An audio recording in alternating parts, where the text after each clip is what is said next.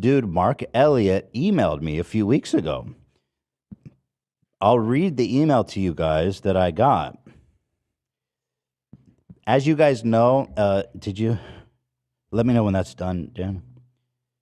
As you guys know, I have a lot of interest in Nexium. I am a believer. I think Keith Ramirez is a modern day genius, and he's been unfairly slated as a villain. So does Mark. Mark is an award-winning speaker who lived with Tourette syndrome for 20 years and then beat it completely, mind over body. That shocked me. That's quite a claim. And now with the now infamous company Nexium, he was recently featured in the third episode of the documentary The Vow on HBO. We've talked about The Vow on this show. He actually, and good for him, he sued HBO or was it someone else? Someone else. A different documentary that was on Stars, I believe it was, called Seduced. That was also about the Nexium group. Yeah, check chat, please, Dan. Now he said, oh, it is. Okay, good. Now he said, I recently saw your coverage of poking holes in the Andrew Tate narrative, which is true. Now, I've been critical of Andrew Tate, but I think he does a lot of good things too. And it's just not fair. All he wants to do is help a generation of men. And then so what? He's the bad guy? Men need a voice. That's where me and Mark Elliott agree. Given your commitment to pursue truth and openness to challenge prevailing narratives, Mark said in his email to me, I believe you would be fascinated with my story and the recent developments that have unfolded in the case against Mr. Ramirez. Specifically, 7 digital forensic experts, including 4 former FBI, have come forward with evidence showing that with scientific certainty that the FBI tampered with the child prawn digital evidence in the trial. Keith was convicted of having child P word and, all kinds of other horrible stuff, which he's all innocent of, according to Mark. Also, the one thing that I find really interesting about Mark is that through Nexium and with Keith's teaching, Mark, who has Tourette syndrome, is complete. He just said, I'm done. He did, my mind is more powerful than matter. And I'm done with Tourette's, he said. So he asked me, would you be open for a short call? He says, I have no doubt you will be at least very intrigued. Thanks for your time. So that's Mark, inspirational speaker. And I said to myself, I am interested. I do want to talk to Mark. And so Mark is actually on the phone, and we've been setting this up for a couple of weeks. So Mark, whenever you're ready, there he is. Thanks, man, for being here. It's so awesome to meet someone like you. That's great. Thank you so much for having me. Can you hear me okay? Yeah. No, I can hear you great. Okay, perfect. I heard a little bit of the introduction. Thank you for that. Yeah, of course. So why did you reach out to me? I guess, first of all, I'm curious about your whole journey. Maybe you could start there. Well, as I had wrote you in the email, myself, my team, we had been researching different people that are willing ultimately to challenge the status quo. Right. And of course, the Andrew Tate was one of the biggest stories. It was an international story. And there was, some people like yourself that were willing to at least question. Right. With our situation with Keith and Nexium is that there has been basically one narrative for the past 5 years. This actually started about 5 years ago. It was in 2000. It was in October of 2017. Now, when just the New to York clarify, Times article. Keith Ramirez is the leader. I guess I don't know what's the correct term of Nexium, and he was convicted for. Geez, it was like 7 different felonies, huh? But he didn't do any of it. Yeah, so I'll definitely get to all of that. What he was convicted of many different things, including sex trafficking, forced labor, racketeering, wire fraud. Yes, although I believe wire fraud. Yeah. Now, although I believe, he's innocent, that's ultimately not why I reached out to you. Right. It was given the fact that the narrative was, basically an international narrative creating this, basically was a hate campaign against Keith Raniere and Nexium and the community. Sure. Anyone that was trying to speak out was basically vilified. Anyone that came out in support of, forget Keith, even just came out of support of Nexium was vilified in the media. I actually really support Nexium. I think it's super interesting what they've been able to do. I want to say Andrew Tate. I totally poke holes in that. Like, I don't know if you've been following the case in Romania, but like, there's so many red flags that says he's innocent. I don't know if you've been following that. I haven't been following it closely. Obviously, it's definitely been something I've been watching from afar, as it seems like there's just a lot of similarities in the fact that, we live in a time that if you make someone a monster in the media, it's, guilty, basically you're guilty until proven innocent. Right. You then, the authorities can then ultimately do whatever they want to the person. Sorry to cut off. Actually, Keith was convicted of 7 crimes, though. Yeah, the reason I said that is because before the trial even happened, he was already vilified and made into a monster. You even have, even on the Dr. Oz show, this was before Keith was even arrested. You have Dr. Oz saying on national television that Keith raped and tortured women. Oh my God. Now, just so you know, even after he was convicted of these charges, and this is what's mind-blowing for a lot of people, Keith Raniere, who's this alleged sex cult leader of an international sex cult, if you actually look at the charges and the evidence of what he was convicted for, there's not a single charge. This is crazy. There's not a single charge of violence, weapons, or drugs, and there's not a single charge of Keith Raniere having sex with someone. Well, let's see here. Count 2. Let's see. Sexual exploitation of a child. He was convicted of that, right? Because I want to clear his name with you. So he was convicted of sexual exploitation of a child, possession of child pornography. He was convicted of trafficking for labor and services, extortion, sex trafficking, forced labor, attempted sex trafficking. So he tried and failed, but in other ways he was successful. That's what they claim, right? But it's outrageous that he was never, he was never violent, and so that kind of says it all, huh? Yeah, I want to be super clear. There's most of what people have heard about Keith in the media, and then what the government, put out there in the media as well, is, in my opinion, completely false, and most of it is completely fabricated. Right. Again, that's not my intent of why I wanted to come, on and talk with you guys. Obviously, if we had longer, conversations, we could look at more specifics and things about Keith Raniere and who he is as a person. But in the emails, why I got in touch with you is that one of the things that happened right before the trial, here you had an investigation for a whole year, and there were 6 co-defendants, and this whole case was about consenting adults. And then 55 days before trial, it was also about wire fraud, trafficking, racketeering, child pornography. Yeah, so those were all the different charges. Okay. But even with sorry. Go ahead. Well, just to be clear though, even with all of these horrific charges, sex trafficking, forced labor, racketeering, none of the co-defendants had pled guilty. Wire fraud. None of them had pled guilty, which is almost unheard of in federal court. I think it's like 97%. You couldn't flip them because they're innocent. There's nothing to flip. So the thing is that 55 days before trial, all of a sudden the FBI found child pornography. And when I say child pornography, they found 22 photos of a nude woman on an external hard drive. It wasn't on his computer. It wasn't on a camera. It was on a random external hard drive in a residence that many people frequent in. It wasn't even Keith's home.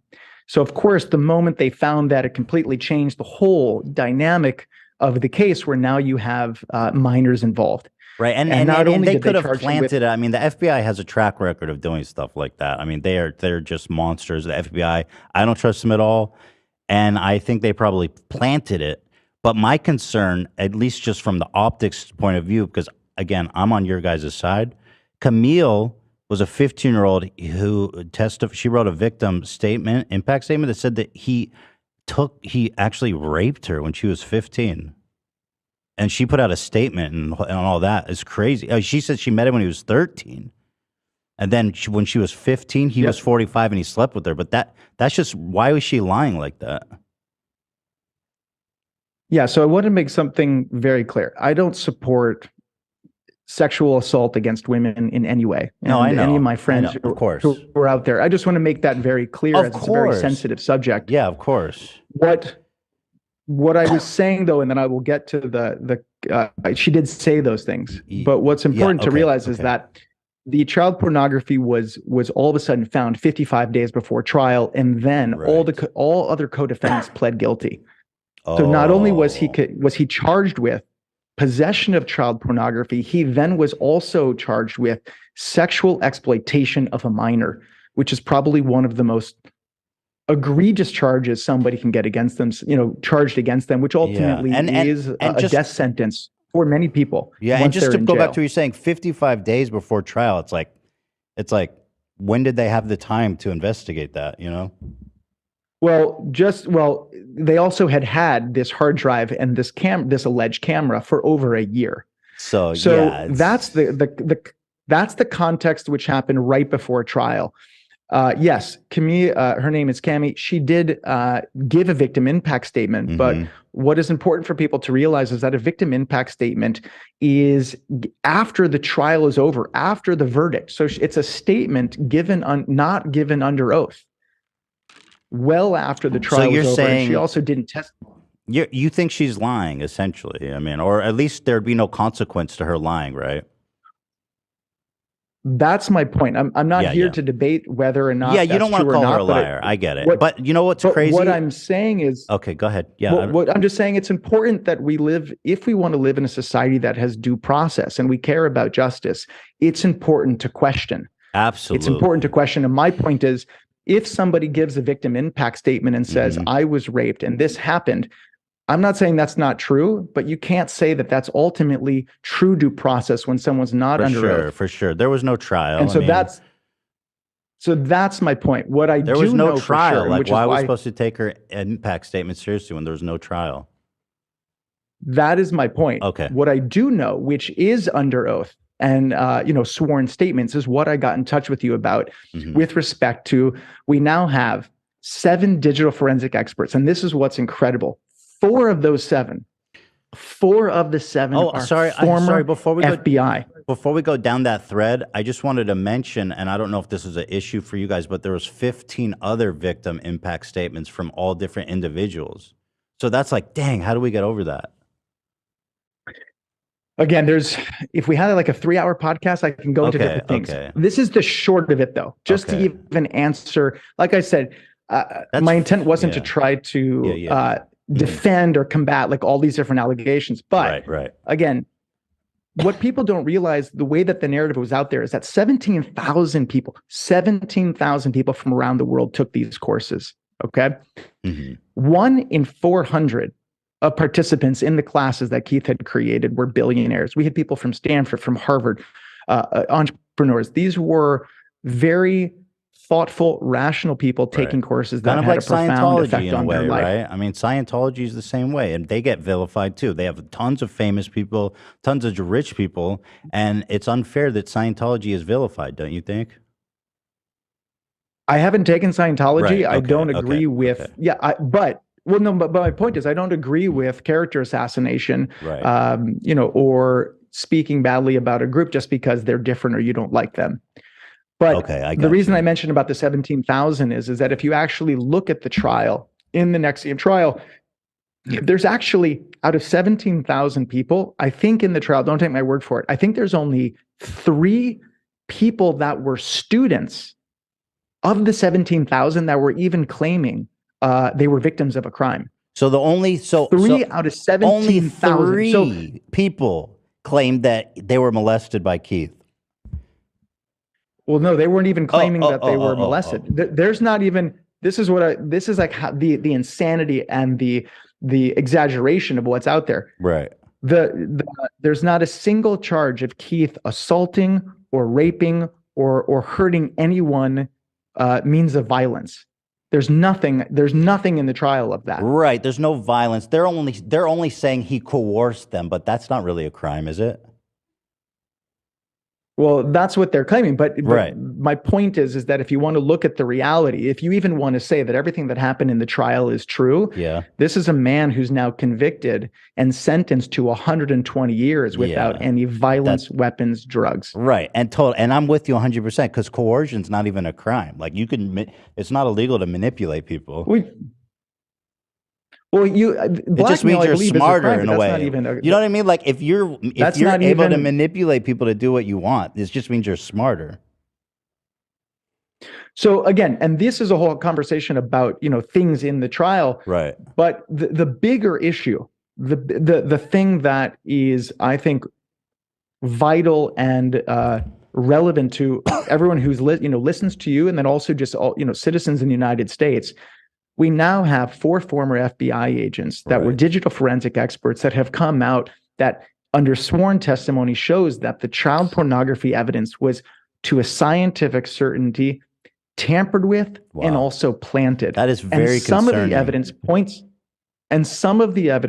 that some of the modifications took place while in the possession of the FBI. That is very concerning. So what is the So what's the goal here? To get a retrial for Keith?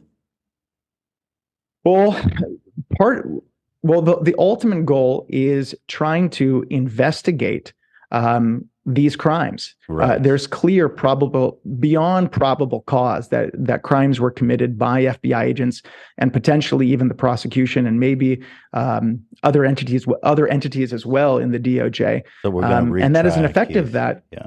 Because crimes were committed against someone who is being tried in a trial to convict them, that person should ultimately be let free. Let him free. And so Keith, let free Keith. Well, what's interesting is that, first of all, the FBI is a criminal organization just from the start. I mean, it's insane the things that they've done to people, like tampering evidence in the case of Keith. But I think that because they did that, we should probably just expunge the extortion, the identity theft, the forced labor, the conspiracy to commit identity theft, exploiting of a child, forced labor.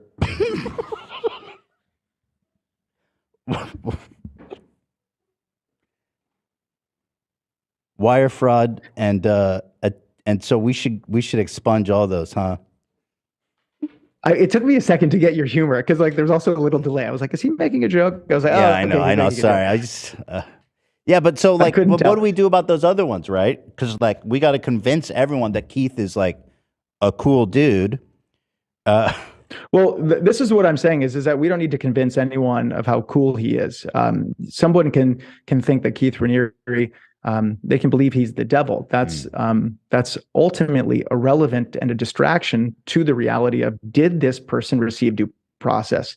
If we want to live in a society that we want to have a justice system that treats everyone exactly the same, whether you think someone is the devil or you think someone is Mr. Rogers, they should be treated exactly the same under the law. Now, if it's the case that the government actually had evidence on Keith Raniere, then the question then becomes, well, why would they need to fabricate and tamper with evidence? Right. That is the question. Free Keith. Actually, I want to talk just to answer. Oh, go ahead. I wanted to ask you about your last thing. Sure, go ahead. I just wanted to make one other comment because you said, as I know you were being facetious about all these other charges. Yeah. If you again, there's these buzzwords of sex trafficking and forced labor. Yes, those on its face value sound horrific. Right, but what does it even mean? Exactly. If when you think of, if you heard that you're, someone that got charged with sex trafficking, what would you imagine? Yeah, I would imagine somebody was locked to what do you call? Yeah, locked to a radiator, forced to do webcam work, or you know what I mean? Exactly. Yeah. That's that, by the way, is a real thing. Sex trafficking, people being kidnapped, forced into sex slavery is a real thing. If you actually look at the evidence of what happened in this trial, you have a 29-year-old female who is an actress living in Manhattan, who is a part of the NXIVM community. She was taking classes. She was in a relationship with Keith. She also had a history of being more kinky. Together, they had come up with an experience where, and this is literally, if you look at the transcripts, this is what happened. One woman, this 29-year-old, received oral sex from another woman, and no money was exchanged. She took a bus from Brooklyn to Albany. Right. And they convicted Keith Raniere of sex trafficking. Just because she was kinky. Well, that's one way to look at it. Right. The same woman, the 29-year-old actress, she's also the victim of the alleged forced labor. This is a woman who had to transcribe 5 hours of video for a memorial, and she read 50 articles that Keith had written, and she gave feedback on them and actually loved reading them. He was convicted of forced labor. Because she wasn't paid for her work, or what? Well, that's what they were claiming. And how old was they were she? able to concoct.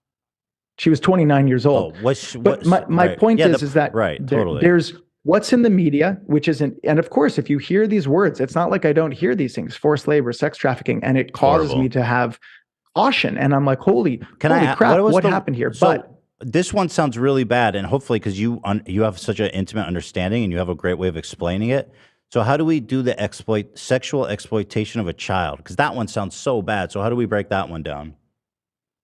That one is also related to the child pornography, as I said. So they found 22 photos of a naked woman. Now, by looking at the photos is not how they realized that it was child pornography. But it's women he knew, right? It was girls he knew. Yeah, these are women that he knew. Yeah, and so somebody had pictures of them naked when they were kids. But it wasn't Keith. Well, no, but this is if I could just finish real quick, is that the 22 photos were not deemed child pornography because they were photos of some sexual act. The way that they deemed them to be child pornography was based off of the file dates. And based off of the file dates, they then said when the photos were taken is when this person they probably didn't even look like kids in the picture. That's what that's my point is that by looking at the photo, they weren't deemed child pornography. And I mean, if you saw the photo, which you should get a hold of those photos, they probably look like adults.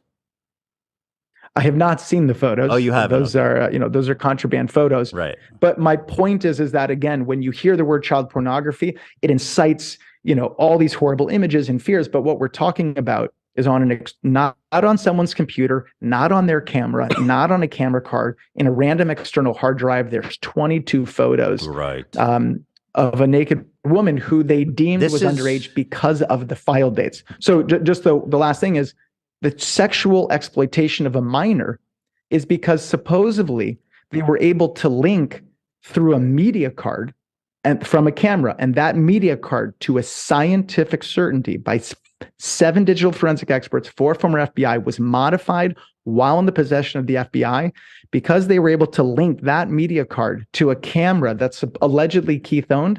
That's how he was charged with sexual exploitation of a minor. That's so ridiculous that that's all they need.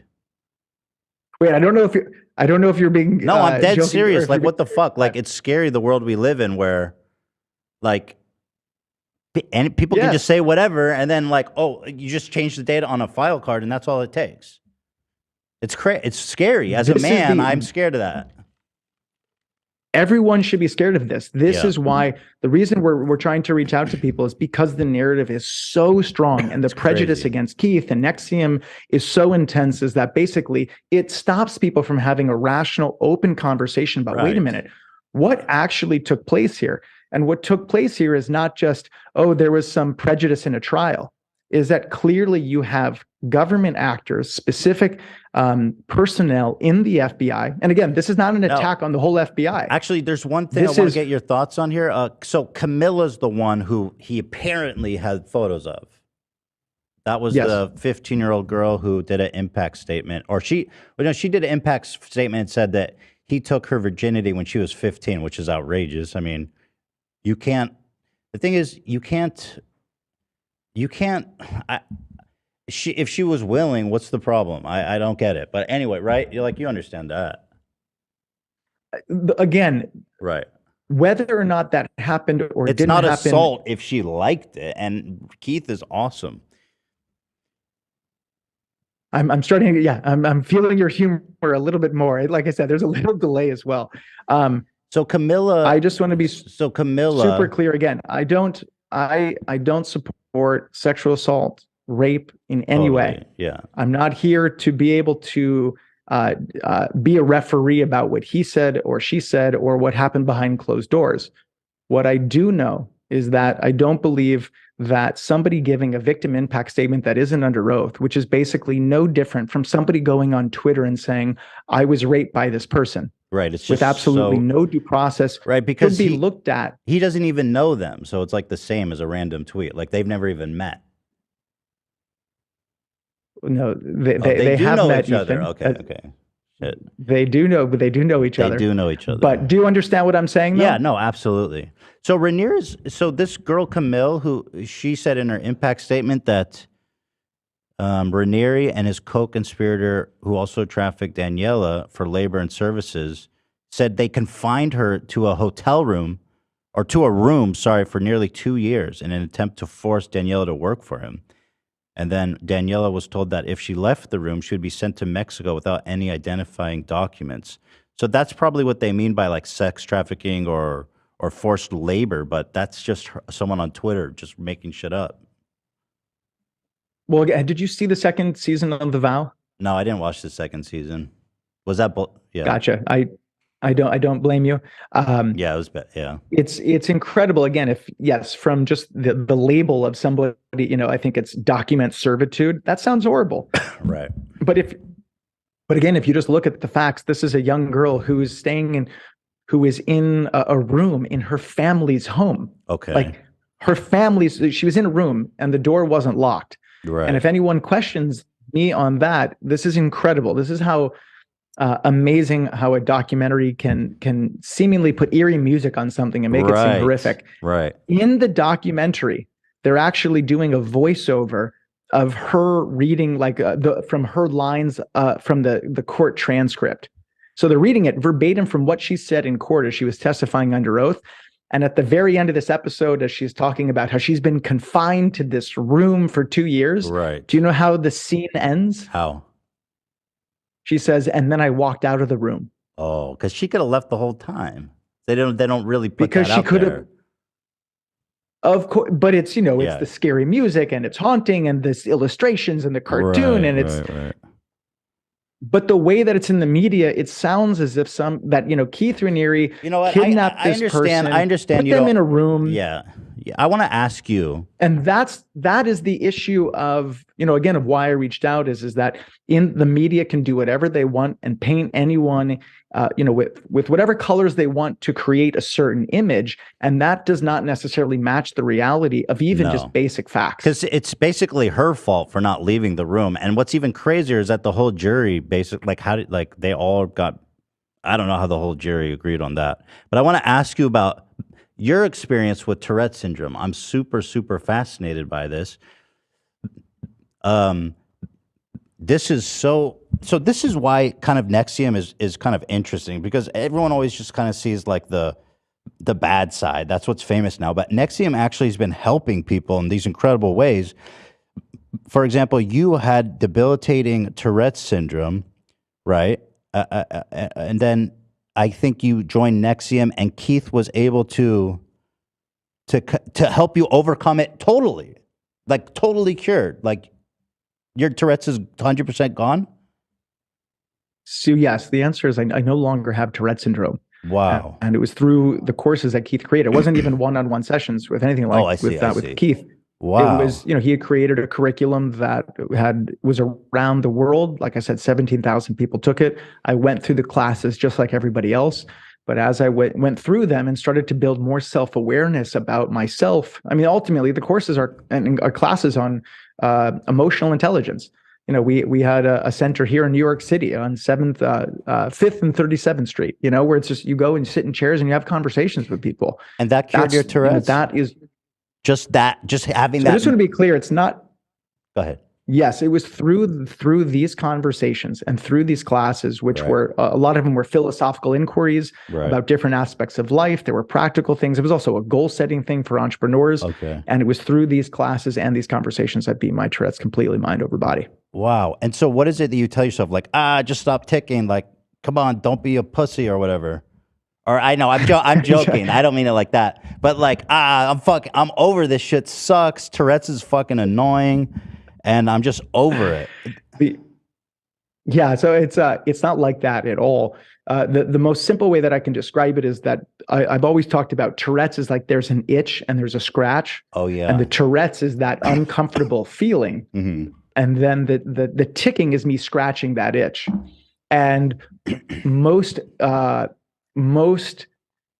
treatments and the way that we look at Tourette's is, okay, how do we just help the person with this dynamic? So if you take medication, it numbs the itch. Mm-hmm. So that stops you from wanting to scratch it because you don't feel the intense. Stop it? Like, if you're talking to someone with Tourette syndrome, what would kind of be your advice to them? Because I know it's just a horrible disease for the people who haven't cured it for themselves yet. And I feel like this knowledge, what would be your advice? Well, I don't say, just to be clear, I've never said, and so we actually had a documentary that came out. It's called My Tourette's. It's on YouTube for free now. Okay.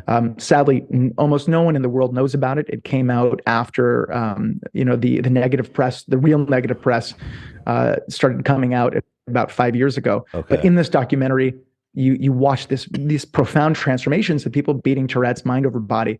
But even in the movie, we don't say it's a cure. This is not it. We didn't have a cure for Tourette's. Clearly, we had a set of tools for people that were open and wanted to go on a different type of journey. Go on more of a looking inward. But you guys did cure for it. some. You said it's 100% gone. I mean, let's not beat around the bush. That sounds like a I just cure. don't say. The reason I don't say cure is because also I just don't think of it as something that you can cure in that way. I have like a completely different. I don't even think of it as a medical disorder in that way now. But what I just want to be super it? clear is that I don't know if we could help everyone. I don't know that the people that we helped wanted to be helped. Okay. If someone wants to lose weight, they could have the best trainer in the whole world. But if they don't want to lose weight, but weight's doesn't not, matter if you got Arnold Schwarzenegger. But being fat is not a neurological disorder. So that's what really interests me. Because to all the literature, it says Tourette's cannot be cured. So it's incredible. Look, you're preaching to the choir. Right. I lived with it for 20 years. I became a well-known inspirational speaker around the country, talking about Tourette's, living with Tourette's. My whole life was based off of Tourette's. I can't imagine how hard that I must get have been. It was, so then to take a class on emotions and now to be able to have a conversation with you like this, I couldn't even have dreamt of it. I mean, it just wasn't even something that could be possible because of like what you said. I have Tourette's, this neurological genetic disorder that's involuntary and has no cure. Luckily, because of what Keith created, and with Nancy Salzman, who also is in jail now, I've been able to go on a profound journey to live a very different life. Can I ask you a question? To answer your question, do you still get the urge to do ticks, or is that completely gone? Like, where did you cut it off? So the thing about the itch and the scratch, because of how the courses were very different, it's not like I'm sitting here and my itch is 100% and I'm just like, okay, don't tick, don't say something, hold it back. Right.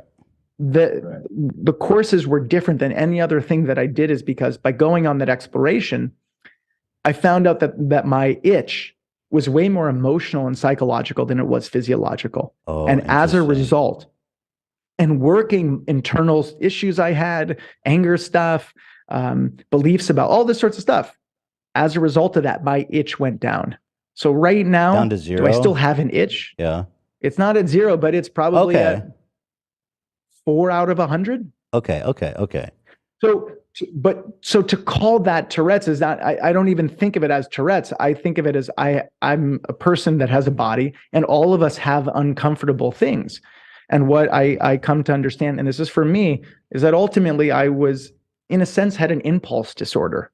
It doesn't mean I had a neurological disorder. I found this video, or this old video of you, I found really compelling, from 14 years ago. Do you mind if I watch it real fast for the audience, just to Sure, kind of give you absolutely. some background? Yeah. So this is from 14. Absolutely. This was 14 years ago from a local news story or something like that, right? That covered your story. Yeah, I was. Yes. And did you? Yeah. So okay, let me watch it. Oh, sorry. I thought you were about to press play. Oh yeah. No, I'm gonna press play right now. Okay. Are you okay if I press play? Oh, yeah. Sorry, I thought you were hitting it. Okay.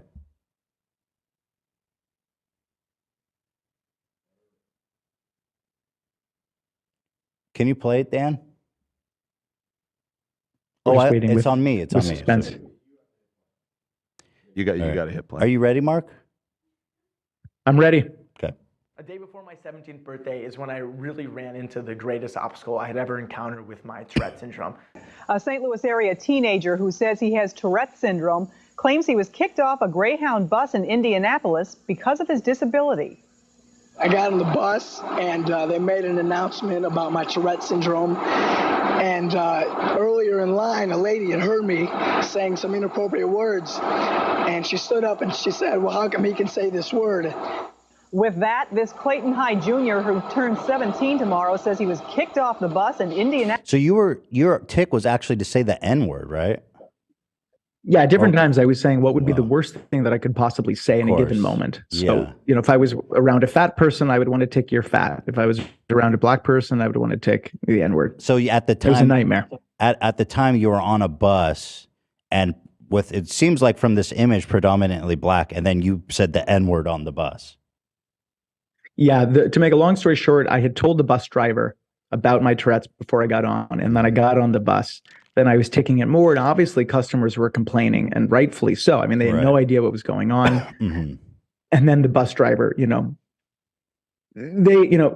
as I've gotten older, I actually thought the company dealt with it as well as they could. I mean, it's just a difficult situation. I mean, just because it's a medical disorder, although I don't see it the same way now, but of course at the time, what do you do? It's just not, I don't think it's as simple as, oh, well, this person has a disability. They just have, can do whatever they want, carte blanche. Like, it's a very difficult thing because I'm also saying something that's offending people. Luckily, nothing bad happened. I was safe. It could have escalated and gotten very bad. So you went. So did you? Okay. So let me keep watching. So you're on a bus and you said the N word, and then people got mad at you, right? So that's the kind of and Yeah, then the and bus driver ultimately- kicked you off. Yeah. So let me keep watching. And ultimately, Police after were a few, called. Elliot says he was on his way home from a church youth camp when the incident happened. Elliot and his family say they've traveled all over the country and never been denied access to transportation. His family calls it a violation of the Americans with Disabilities Act. Up to that point, So I appreciate that you guys all made it into like kind of turned it into like a crusade here, and went to the local news about it and stuff because it's. Let me. I have a theory for you. I'm ready. Okay, cool.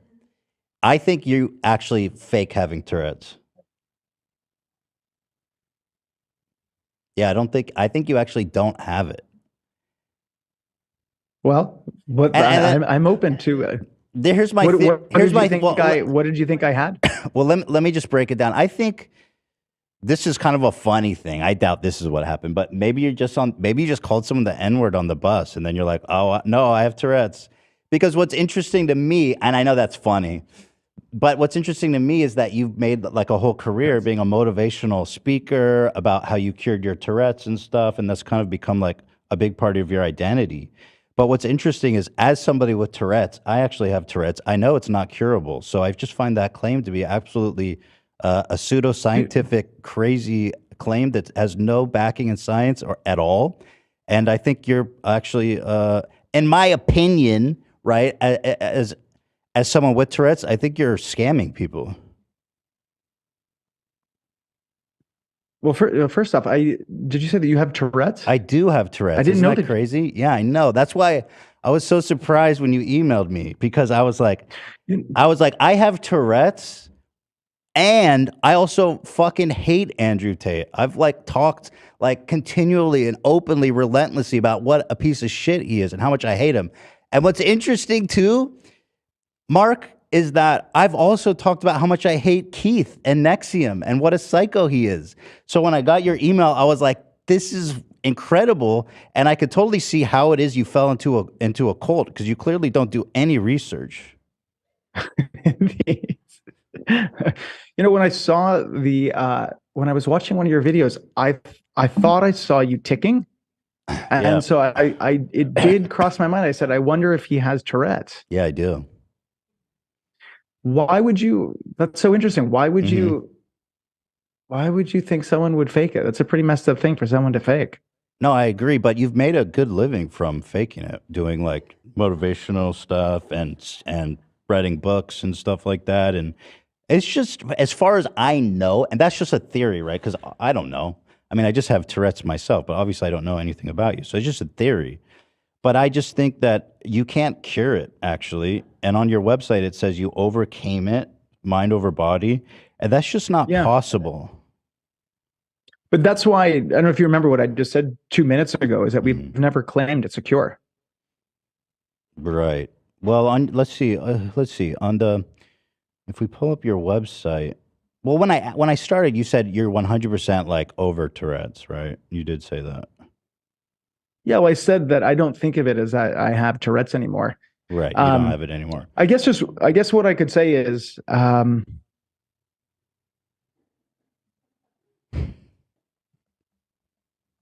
yeah, the fact that you don't like Tate and you don't like Raniere is not a reason that I couldn't talk to someone.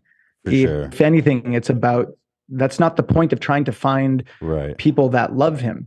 It's if you can find people, even if somebody hates someone, the question is, do we believe that there should be due process in this country? And are we okay with government officials or FBI agents committing crimes to convict a man? So by somebody not liking it. Yeah. But in the email. By someone. Yeah. But somebody not liking him is, if anything, is definitely better. I definitely did not research deeply every single person. Obviously, at all. Well, yeah, you didn't look. You actually didn't look into it at all. Like the most basic. But let me break it down, Mark, because in a way, I see you as. Well, just to be very.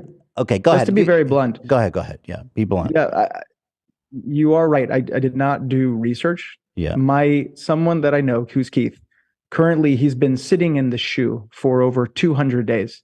So they're basically torturing a U.S. citizen, while at the same time he has filed in the Eastern District of New York with 4 former FBI agents showing that the FBI tampered with digital evidence. And they're now escalating the torture, and they might ship him to what's known as a CMU. Can I read an excerpt which is a communications. Can I read an excerpt for you? It says, this is from your website. This is your website, right? MarkElliott.com. Yep. Yeah. Do you want to beat your Tourette's? I want to help you, but currently the government has threatened to put me in jail for being public about how I completely overcame my Tourette's with Nexium. Yep. So when you say completely overcame, I just assumed that meant like that you have a cure for it. Yeah, I can address that in a second. We can talk about that. But the point is that can you cure like bipolar or something? Can you cure like schizophrenia? Because that would be really good for a lot of people. The reason, because of how big the case is, and I'm reaching out to people that have influence. I believe that even though you might hate those people, and I didn't know the depth of how much you dislike them, but yeah, okay. No. Yeah. Is that there's something that we can agree upon, I thought. At least here's that, something, are we okay? Well, we can all agree on we can all agree on photos. Here's photos of his initials being branded into women who accused him of running a clandestine sex cult. Here's his initials branded into their skin. Here's an up close for you. It says his initial, Keith Raniere, branded into their skin. What's your point? That's not what I'm here to talk to you about. Oh, my point? The point is right. No, that was just for fun. That was just like a funsies thing. Yeah, but the thing is just like a fun little group building exercise. No, I'm serious. I'm serious. Why did he do this? Because if I'm curious, I want to ask you. The thing is, if you're gonna say things, they need to be factual. They're just kinky. They're just a little kinky.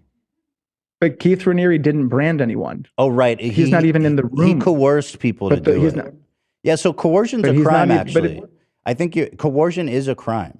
Sex trafficking usually happens through coercion, not by locking people to a radiator. So that, I think, is where we kind of disconnect there. And actually, what's crazy is the jury agreed with me. 12 people agreed. I had told you before. I know I had told you What? before Oh, that and the appeal blackmail is a court. crime. Oh, what's crazy is he appealed, and then the appeals court also upheld these 7 horrific charges against him. So that's like a lot of people. I wasn't here. Yeah, that's a lot of people. Like I had said, I had said to you in the very beginning is that I believe most of the things are not true out there. That doesn't mean there isn't kernels of truth. I wanted to talk to you about something that I think is greater than Keith Raniere, the fact that we have evidence that shows that the FBI committed crimes. Yeah, but the FBI I agree with you that the FBI is shitty and they do that kind of stuff.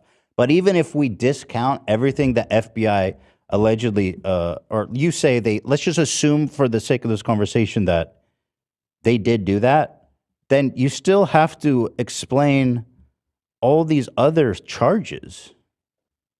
Like, even if he didn't have child pornography on a hard drive, right? And let's just say he didn't do it. It was a conspiracy.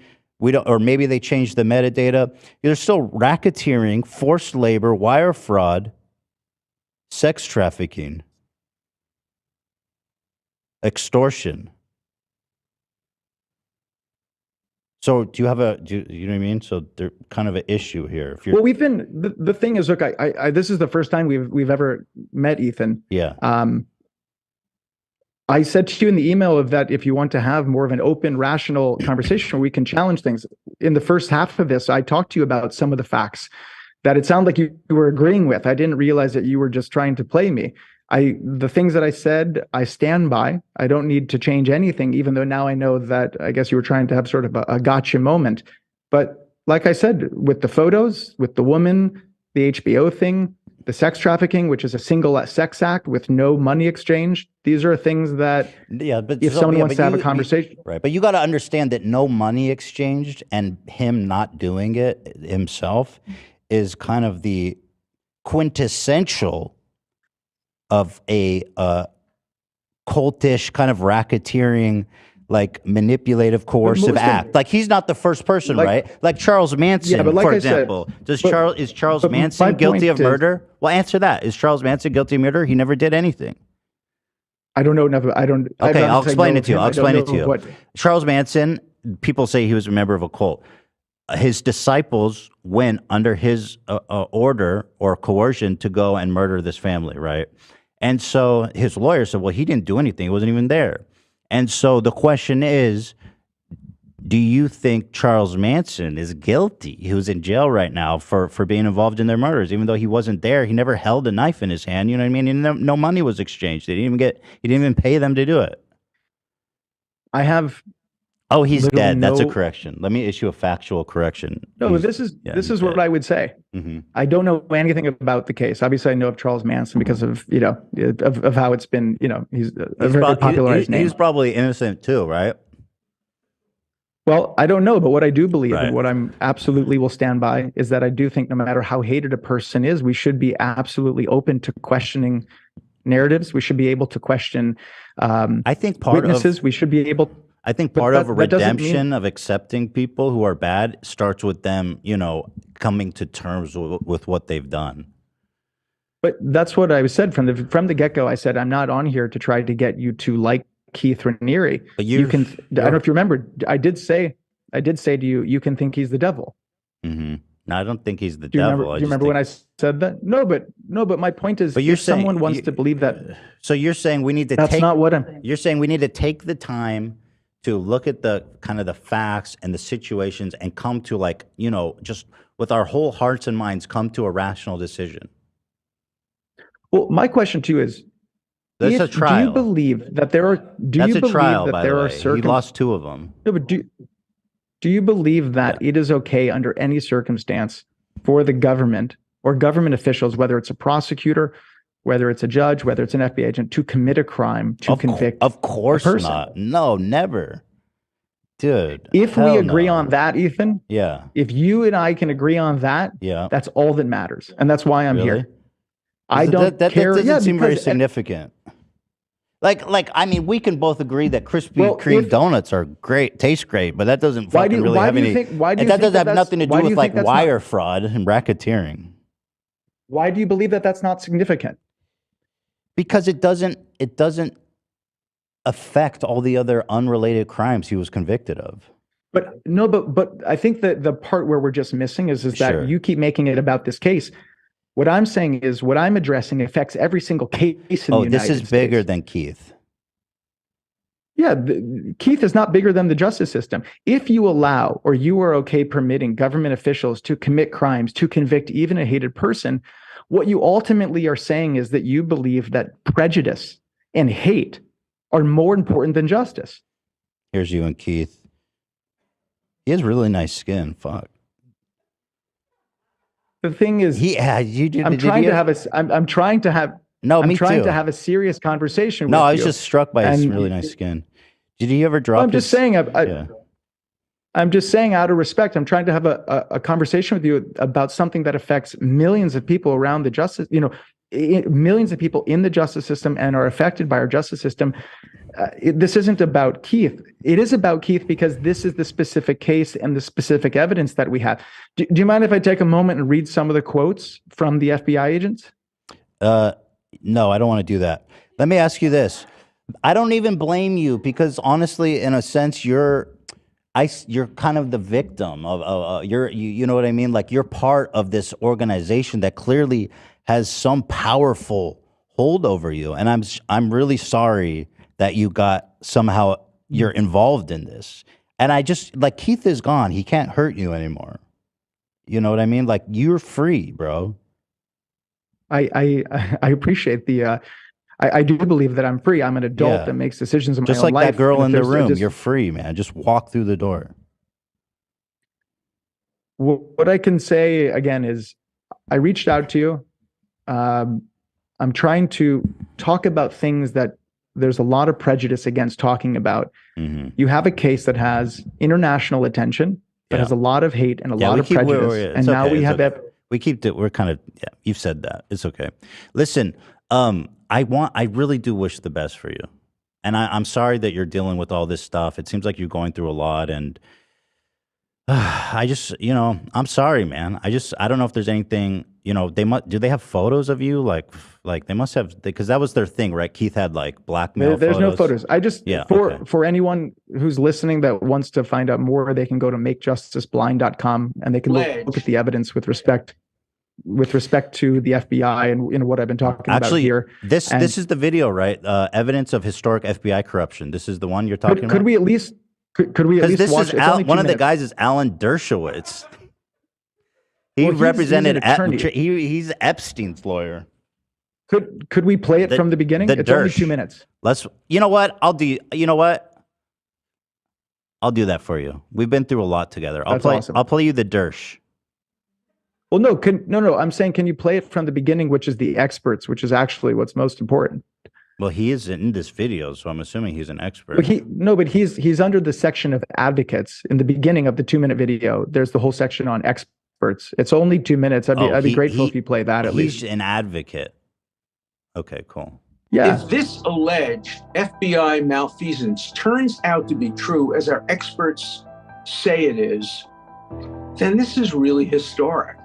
This is really an attempt to frame somebody based on manipulation of data. That's just unacceptable in an American court and in the American legal system. I'm the former United. He's the man, bro. Alan Dersh. But the thing is there a reason you can't play it from the beginning? It's only a minute. I'm afraid that it's compelling, frankly. I don't want. No, I will play it. I'll play it. So these people. So these are all former FBI people. Okay, I'm gonna play it. Some of them are former. I owe that to you. I owe that to you. Yeah, I owe that to you. I'm gonna play it. Awesome. Experts versus Keith. I worked in the FBI for about 10 years. It is clear that the photos in this case were planted there. This is the most serious. How did they get the photos to examine? Because there's apparently child pornography on the photos. It seems kind of like a hot potato. And let's just very, finish. And I hesitate to call pictures of child pornography a hot potato. You know what I mean? They're not looking at. No one's looking at pictures of child porn. They're looking at metadata. the files, the file data. Right, the metadata. Okay, got it. Tampering with evidence that I've ever seen. It's inescapable that the FBI proactively created fake evidence. Data changed while I was in FBI custody. It was modified. It was altered. And 25 years of digital forensic investigations, five of which was with the FBI. Zach, can you turn it down? The amount of technical ability and premeditation to perform this fraud in the case against Mr. Raniere, I've never seen anything like that. In my 20 years experience with the FBI, I have never seen data manipulation, evidence tampering, anything like this on this scale. When I first read the papers that Mr. Raniere presented on tampering, I was shocked. I've never seen an instance where the system threw away its credibility purely for the purpose of convicting a defendant. If it could happen to a person who is educated, who is white, who has the complexion for acceptance, as I would say, none of us are safe. There's no need to fabricate evidence for a guilty man. The fact that they fabricated evidence here, and to the degree that they did, shocks the conscience. If this alleged FBI malfeasance turns out to be true, as our experts say it is, then this is really historic. This is really an attempt to frame somebody based on manipulation of data. That's just unacceptable in an American court and in the American legal system. I'm the former United States Attorney for the Eastern District of Arkansas. In the face of this alarming evidence, there's really no excuse for the court or for the prosecutor to hide behind procedural delays and waiting to get to the bottom of this. They should take immediate action, and if they can't or they won't, the United States Attorney General should appoint an independent prosecutor. If an independent investigation determines that this tampering occurred, there must be accountability. People have to be criminally prosecuted. This is very serious. Okay. Shortly after Mr. Raniere's legal team first exposed this corruption, the government retaliated. Yeah, I mean, what I know that you were playing the music, which was unfortunate, and making the jokes. You know, these are people, whether or not, again, whether you hate Keith Raniere or whatever you think about NXIVM, you know, these are very people that have served our country. Those are 4 FBI agents, other distinguished experts. There's also a former U.S. prosecutor. You know, again, if you don't want to hear that, I do. I agree. You know what? Okay. Here's what I just want to. I'm going to give you the. Here's what I want to do. Here's what I want to do. Wait, I'm serious. I want to give you the platform. I'm just going to step away because, listen, obviously we've been doing some goofs here, and I feel I owe it to you. I'm going to step away. I'm going to sit right here and listen, but I'm not going to interrupt you. I'm just going to let you say your thing. I'm sorry. Go ahead. All I'll say is, first, thank you again for allowing me to come on. I didn't appreciate sort of the way it went. But even with that, what I'm talking about today and the video that you saw with these experts, these are serious, serious things that we're talking about. I think that's. What's wrong? What happened? Well, thank you. Yeah. Do you want to give a closing statement or anything? No, I think that they're just putting things on the screen. Oh, it's just that helps people's attention span because it's a little boring, so it's a little dense. So sometimes you put Kinetic Sand or Subway Surfer, it makes it easier to listen. Gotcha. Thank you for having me on today. Did you see this photo of you guys, of the 3 amigos?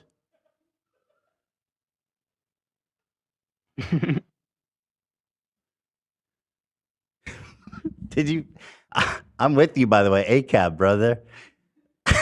My voice. You don't know how to turn off Zoom. You're trying, but you can't get away. How do you get out of this? You're trapped. No, there's no trouble. Well, again, nice to meet you, Ethan. And thanks for having me on today. I'm sorry to put you all through that. Ultimately, you are the victim, and I hope Ramirez dies in prison. I really do.